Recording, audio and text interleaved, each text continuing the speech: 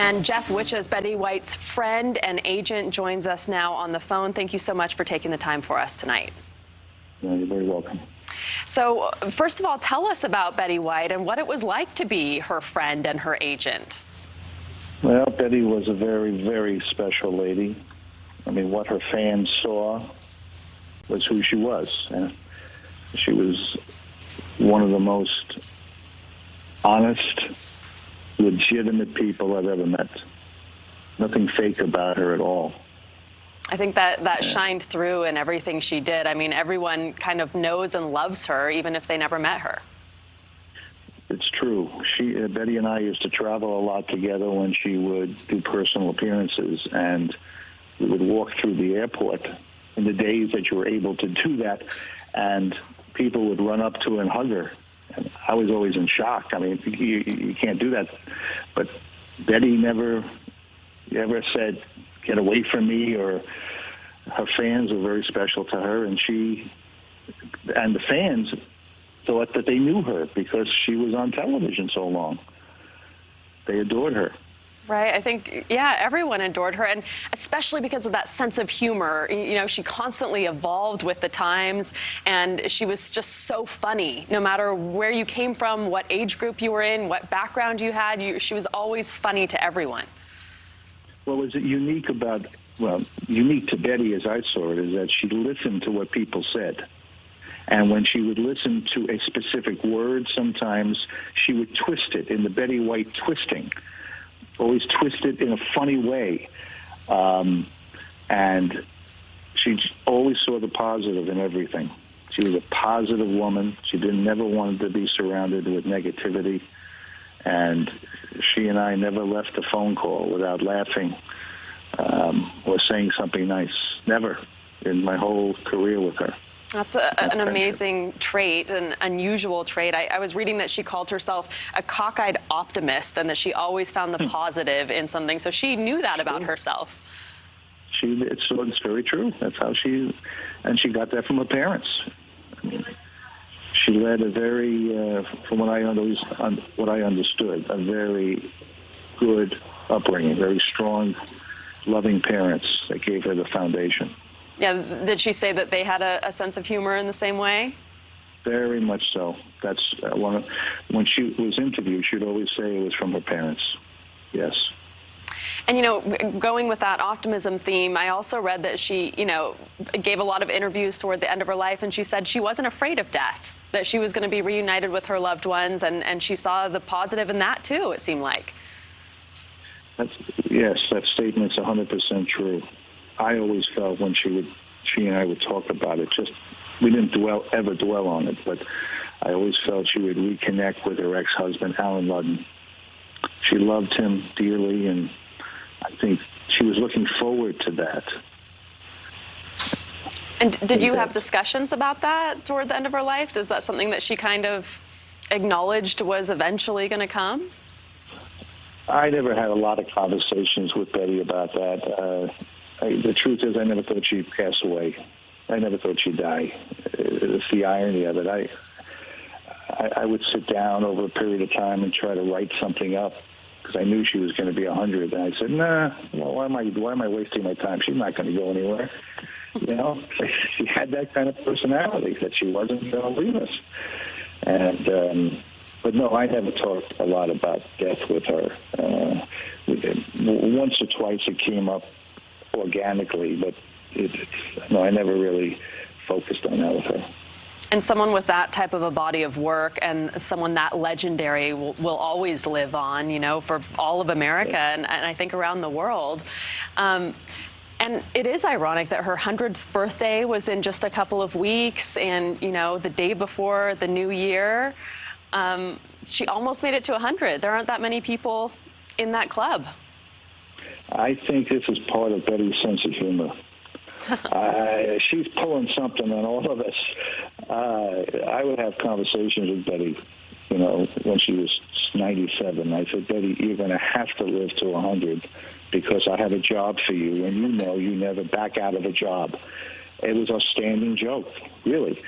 And that's another reason why, because she promised me.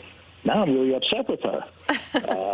No, I'm teasing, of course, but we always had a laugh, and she and I always. That's why we connected so well. We shared the same philosophy about life and people, and trying to stay positive. And she was just a warm, loving person, and the good thing is she died peacefully. She passed peacefully. And that's the way it should be.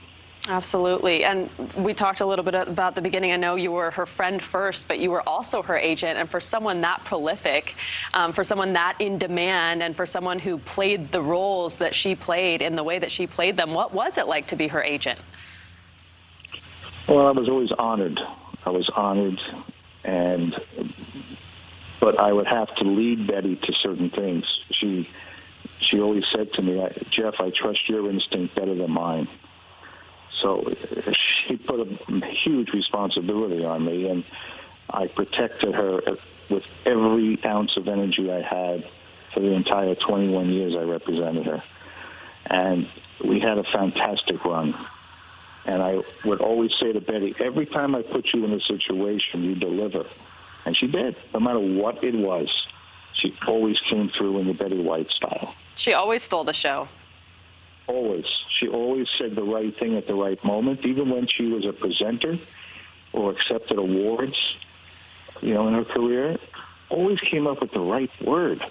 And she never rehearsed it.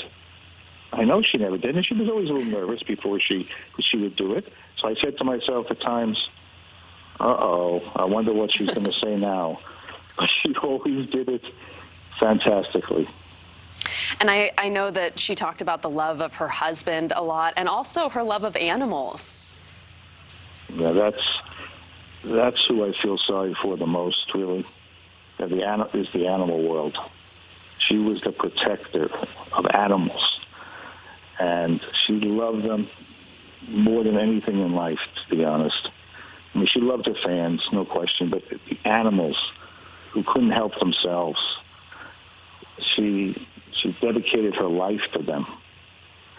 Well, tell me about that, because a lot of people don't really know about that side of her. I mean, if I recall, she was, I think, commissioner of the LA Zoo. Betty never had a whole entourage of animals at her house. She always had a dog. I mean, when she passed, she did not have one because she didn't want to outlive her animal. But if there was a foundation, she would give to it. If there was, when there were catastrophes throughout the country and she heard about the animal world being devastated, she would do whatever she could.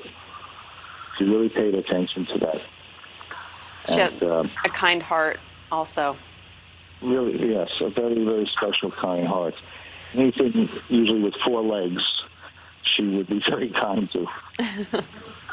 Well, we know how the world and the entertainment industry will remember her. Before we let you go, how will you remember her? I will remember her as a good friend. That's a good, real friend who was always there for me, and I was always there for her. But we had a very, very special relationship, and I'm glad the world responded to her throughout her career. She never got caught up with it. She never saw herself as Betty White. I would tell her that, Betty, you just finished whatever it was. It could have been Saturday Night Live or Hot in Cleveland or things that she did later in life. She'd never see herself, really? They really felt that way about me? Mm-hmm. So she never got caught up in it. And I would say, yes, Betty. I mean, I wouldn't make that up and tell you that. So she was very humble lady. Rare combination to have someone so talented, so humble, so kind-hearted, all in one. Yes, it really is true. True. I'll miss her terribly. I really will. Well, Jeff, we are so sorry for your loss. I know that it is a tremendous loss, and we really appreciate you joining us on this New Year's Eve to talk about your friend, Betty White. Thank you. Yes, you're very welcome. Thank you. Take care. Thank you so much for watching. Make sure to click on the red subscribe button below so you can get more of NewsNation's fact-driven, unbiased coverage.